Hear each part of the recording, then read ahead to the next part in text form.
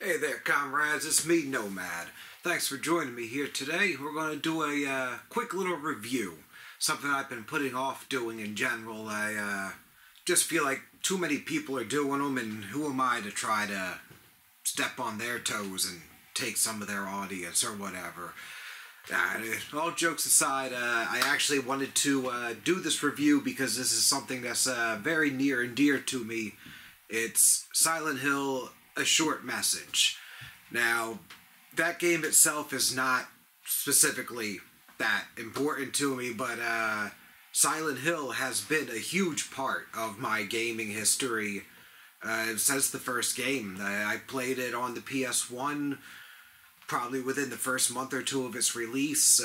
Way too young for the game at the time, but yeah, it was great. It was extremely difficult, especially for my age. The puzzles were really something I've never seen before in gaming and stuck with me. I've found myself doing replays of Silent Hill 2 and 3 and lowering the difficulty of the gameplay and increasing the puzzle difficulty just because that's what was the most fun part to me. There was the puzzles and the story. The combat was always kind of meh, and that's not the point of the game. But enough of that history. But I just wanted to make it clear that I did grow up with this series. I guess I could say I want to feel as though I'm an authority figure in understanding Silent Hill. And what Konami has done with Silent Hill: A Short Message, they've given you a chance to play for free. No strings attached, don't even need PlayStation Plus, completely free download. And I do encourage you to go get it, make your own decisions, and rate it how you want to rate it, experience how you want to experience it. I will say, go into it with a word of caution that it does have some very heavy themes to it. Bullying, suicide, social media abuse. The game does touch on some deep subjects that could be sensitive for some people. But going beyond that now, I just want to say that what Konami did was very smart.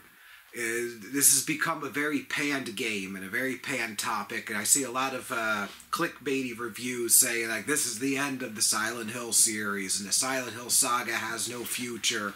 This is the nail in the coffin. Silent Hill's been dead for over 10 years.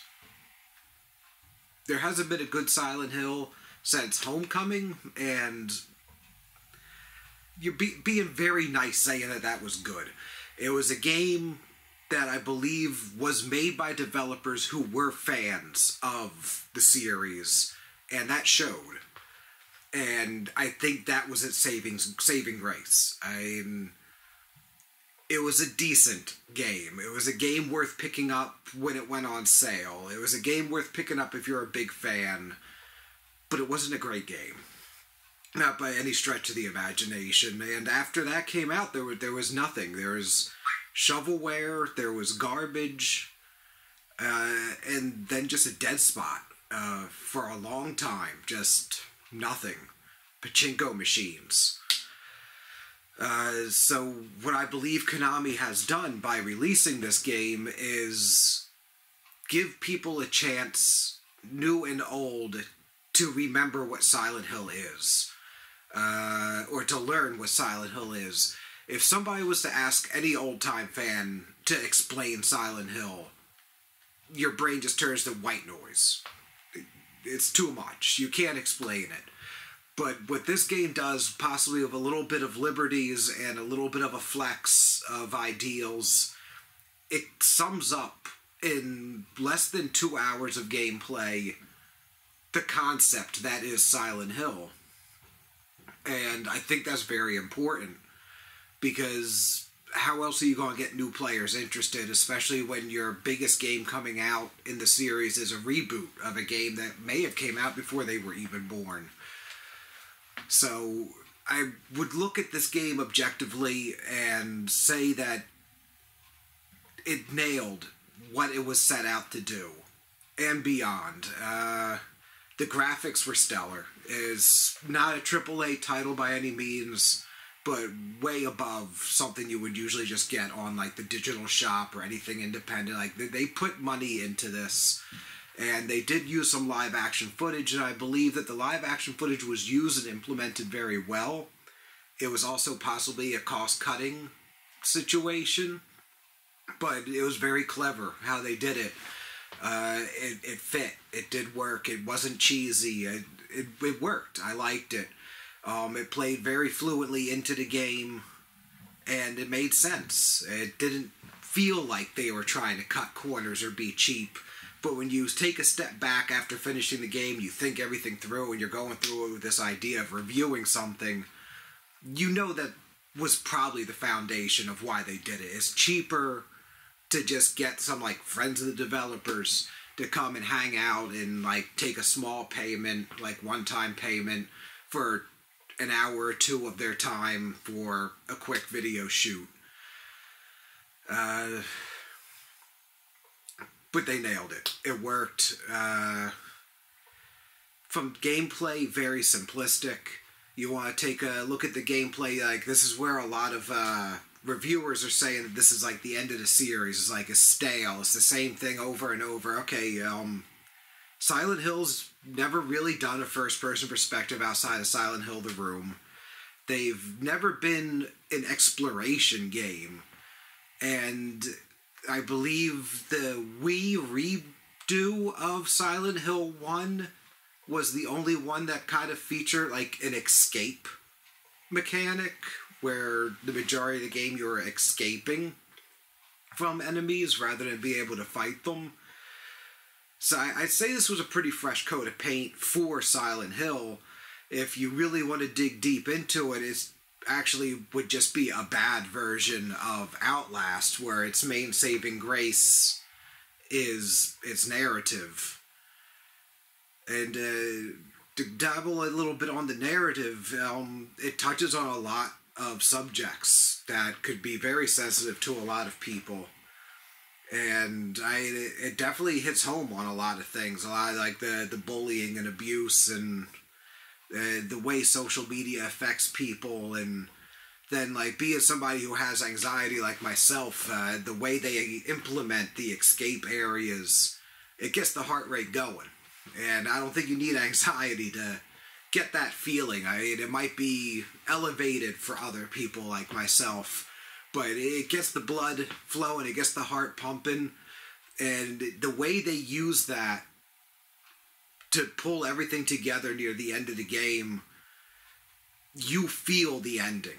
I don't want to actually spoil the ending, but they piece everything together, they piece the story together, and it's called a short message because of how they piece it together. It could mean so much, though, where it could be a short message from Konami telling us Silent Hill is back, and it's in good hands, and they're taking this seriously, and they're trying to develop something good. And as a short message, it could also just mean the relevance of the messages the character is getting from an old friend through their cell phone. It could be a short message for just trying to tell the audience to reach out, get help, see that you have friends and support and things around you. It can be taken in many ways, which is also the spirit of Silent Hill. I'm a little bit of a pessimist, and I always believed there was no happy ending in any Silent Hills. It's hard to say which endings were canon or not. So, again, with this one, depending on your outlook of things, this may have had a really happy ending, but if you really want to look at it and put into perspective, we are talking about Silent Hill, this ending could also be very dark. But on a good note, dark. That's the beauty of Silent Hill. You take the good with the bad when it comes to the endings of these games and the endings and punchlines to their stories. So I definitely have to say his story really hit home for not just to say for a free game, but for any game. So you got gameplay that's tried and true, mechanics from other games, put into something, a small little package, and the graphics phenomenal, great, do what they need to do. The details in things are ridiculous. It's a game totally worth playing, worth more than playing. Like this, I would say on a 1 to 5 scale, Silent Hill: A Short Message gets a 4 from me. This is if it was a full priced game, which there's no way they would have sold as a full price game, I'd drop that down to like a 3 star and say wait for a sale or a discount. Because let's be honest, this is an hour-long game. If you're honest, you can stretch it out to 2 if you want to really enjoy it and look through everything. Just through 2 playthroughs, I found something on my second playthrough that completely changed my perspective of what one of the characters was going through. Like, just from finding one item, I was like, oh, I completely misunderstood almost all of this character's problems. They're way deeper than I thought they were. So, I mean, even for a short little free game, it could be worth going through 2 or 3 times just to see the things you can find. I won't spoil it for you, but there is a sticky note on the wall. And if you're familiar with the game already or seen playthroughs or played it, you'll know there's millions of sticky notes on the walls, but there is only one sticky note hidden away inside of a cabinet that says one unique word out of all the other sticky notes. So, I mean, that attention to detail, it shines through in every little aspect of this short little game, and it's a gem. I think they're on the right track with this, and Konami's actually really trying. And a lot of the critics coming after it probably never even played a Silent Hill. That's what it sounds like to me. So I hope you enjoyed this. I rambled on a little bit. It's not so typical of a review, I would say, just because I'm also trying to defend the game that's being attacked. Thank you for having me, comrades. I'll see you all very soon. Have a good one. I love you.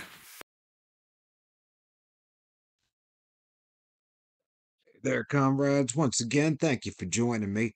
If you enjoyed this video and look forward to seeing some others, make sure you like and subscribe and help out this new upcoming channel. We're getting close to that 100 subs. I might try and do a little bit of a giveaway when I hit that 100. We'll see. I'll be in touch with that. Go out there, play some Silent Hill, enjoy. Let me know what you think. And if you've actually made it this far into the video, I just wanted to say that I'm thinking of actually starting to do a few reviews, but I'm going to keep them very, very short. I'm thinking of actually doing with like an egg timer or a countdown thing, 5-minute reviews. The videos I'm hoping I could keep in general under about 7 to 8 minutes, but the actual meat of the content, the review itself, and overall rating will be all wrapped up within 5 minutes. So if you like that idea or have any games you'd like to see reviewed in a 5-minute window, let me know and leave them in the comments. Thanks again, everybody. Have a good day.